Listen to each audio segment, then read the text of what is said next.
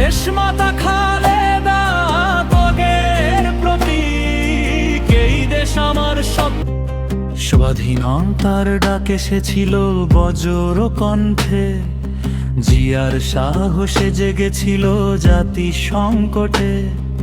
রক্তে লেখা ইতিহাস অটল প্রত্যয়, ভয়কে হার মানিয়ে গড়া নতুন পরিচয়। সংগ্রামের পথ কখনো সহজ ছিল না, তবু মাথা নত করেনি বাংলার মা।